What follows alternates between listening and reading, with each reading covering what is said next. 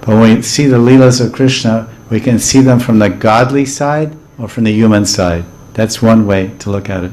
Now another way to look at it is from the feelings, the feeling side.